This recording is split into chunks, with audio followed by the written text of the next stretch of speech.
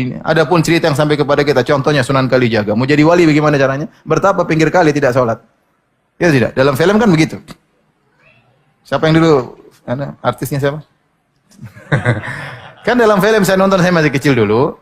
Sunan Kalijaga bagaimana jadi wali? Dia pergi ke pinggir kali. Kemudian dia bertapa kan? Bertapa sampai badannya penuh dengan lumut. Dia tidak sholat, tidak makan. Kemudian dia tiba-tiba jadi apa? Wali. Kalau begitu cara jadi wali, itu wali setan. Kalau begitu caranya. Tidak sholat. Ya. Itu wali setan kalau begitu.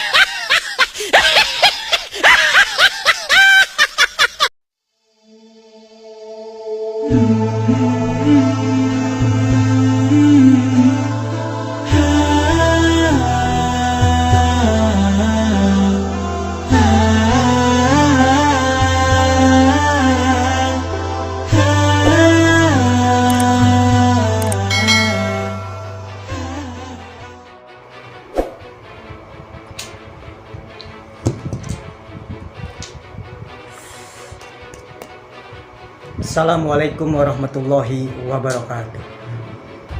Sesuai dengan judul pada kesempatan kali ini yang akan kita bahas, saya mendapatkan sebuah kiriman video yang mana video ini entah video sudah lama ataupun video terbaru. Yang akan saya bahas pada kesempatan kali ini yang mana video tersebut yang telah dikirimkan oleh admin saya. Ini hanya untuk menjadikan edukasi buat kita semuanya. Wabil khusus sedulur-sedulur yang dimanapun berada, semoga diberkahi oleh Allah Subhanahu wa Ta'ala. Ustadz-ustadz ini yang telah menjadi kontroversi tentang pembicaraannya, tentang omongan-omongannya, bahwasanya mereka mengatakan tentang Wali Songo, yang mana tentang Wali Songo ini, tentang yang dikutip dalam video tersebut adalah tentang Raden Mas Syahid, atau yang mana yang sering kita kenal itu adalah Raden Sunan Kalijaga, Wali Songo. Sebenarnya menanggapi orang-orang seperti ini, kita sebenarnya ya di satu sisi kita lucu juga sih sebenarnya, di satu sisi hanya bikin dongkol seperti itu, saudara. Kita mengenal ajaran atau ilmu-ilmu Islam itu berkat syiar dan perjuangannya para Wali Songo, terutama tentang Raden Mas Syahid, yang mana yang sering kita kenal itu adalah Sunan Kalijaga. Yang mana di dalam video tersebut mereka mengatakan bahwasanya Sunan Kalijaga ini, dia ini menjadi wali itu lantaran tirakat di pinggir kali dan tidak sholat. Dan yang lebih mengherankan lagi, mereka mengatakan bahwasanya Sunan Kalijaga atau Raden Mas Syahid, kalau begitu caranya jadi wali tapak di pinggir kali, itu namanya wali setan. Astagfirullahaladzim. Innalillahi wa inna ilaihi rajiun.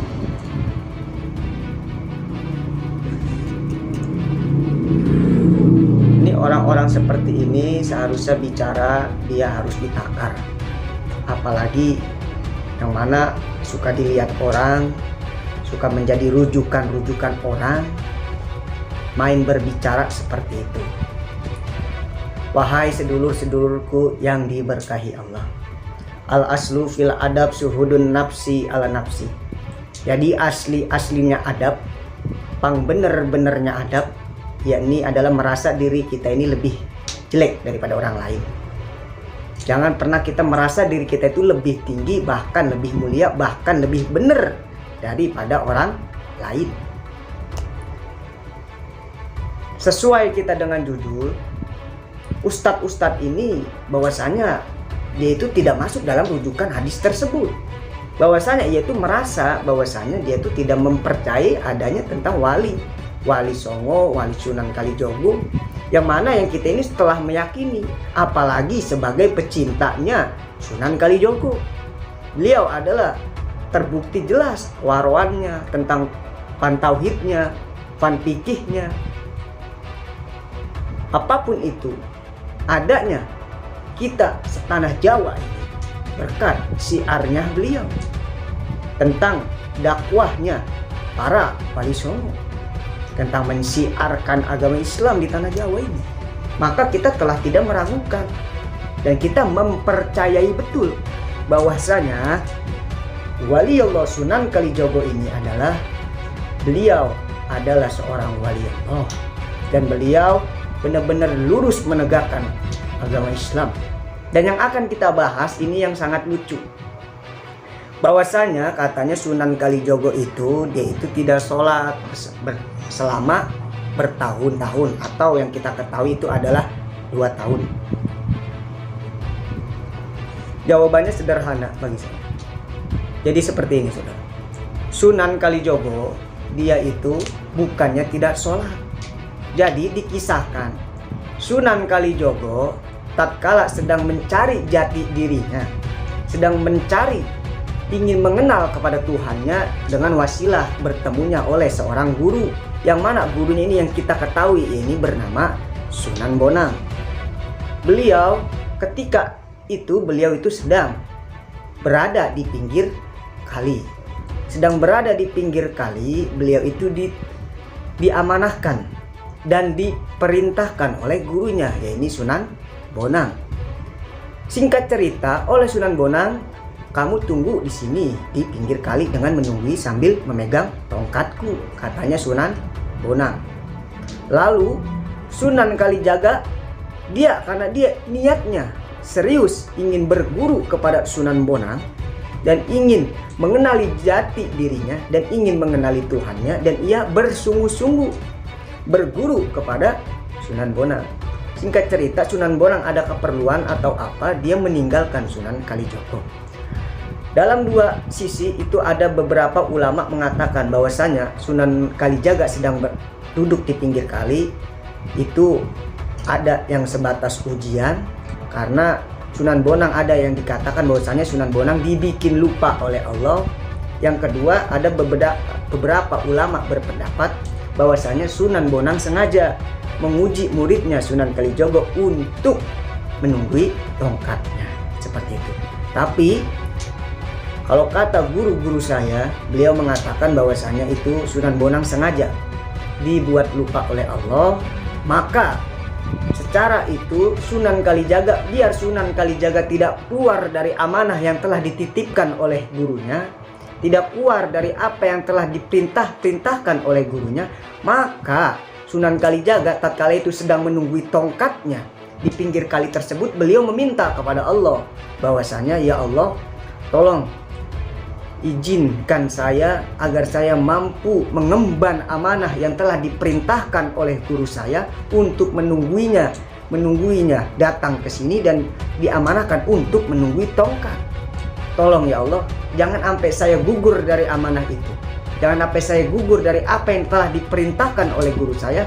Saya meminta ya Allah agar Engkau menidurkan saya sebagaimana Engkau menidurkan sahabat Ashabul Kahfi. Lalu singkat cerita, Sunan Kalijogo itu ditidurkan oleh Allah, bukan tidur sengaja. Ditidurkan oleh Allah, beliau selama 2 tahun beliau itu tidur dalam keadaan tidur, bukan secara sengaja bahwasanya beliau itu tidak sholat, bukan. Ini bisa menjadi polemik di masyarakat luas bahwasanya tentang orang-orang yang ngomong seperti ini. Maka ketika kita bicara, kita ternak terlebih dahulu. Belum, kalau masih mending sih omongan kita bener ya nggak jadi masalah. Kan kalau salah ini bisa menjadi fitnah di masyarakat, seperti itu. Jadi Sunan Kalijaga dia itu lambat-lambat laun, saking lamanya selama 2 tahun ia menunggui tongkat yang berada di pinggir kali itu, Sunan Kalijaga langsung didatangi oleh gurunya yang bernama Sunan Bonang. Lalu beliau sanggup mengemban amanah yang telah diamanahkan oleh gurunya, bahwasanya Raden Masahid diberi gelar oleh gurunya yaitu bernama oleh Sunan Kalijaga, seperti itu. Jadi bukannya Sunan Kalijaga tidak sholat selama bertahun-tahun, bukan, karena Sunan Kalijaga itu ditidurkan oleh Allah seperti sahabat Ashabul Kahfi. Jadi sahabat Ashabul Kahfi ini, beliau ini sekali ditidurkan oleh Allah itu bangunnya itu lama. Contoh, sahabat Ashabul Kahfi itu ditidurkan oleh Allah dari zaman Nabi apa, lalu bangun-bangun zaman Nabi apa. Dia itu bukan cuma sebulan 2 bulan ditidurkan sama Allah, itu lama. Itu salah satu kelebihan Allah Subhanahu wa taala. Begitupun dengan para kekasih-kekasihnya Allah. Raden Mas Syahid Sunan Kalijaga, yang mana yang kita kenal itu adalah muridnya salah satu Sunan Bonang, yaitu adalah muridnya Raden Mas Syahid atau Sunan Kalijaga. Jadi beliau bukannya tidak sholat, beliau sebelumnya beliau itu menjalankan tirakat, menunggui tongkat di pinggir kali, beliau juga mendalami ilmu-ilmu syariatnya, fan tauhidnya, fan fikihnya. Banyak fan tasawufnya beliau yang telah mempelajarinya. Mungkin itu karena puncak dan gurunya juga ingin memberikan yang mana itu amanah oleh gurunya, maka Sunan Kalijaga diamanahkan untuk menunggui tongkatnya di pinggir kali.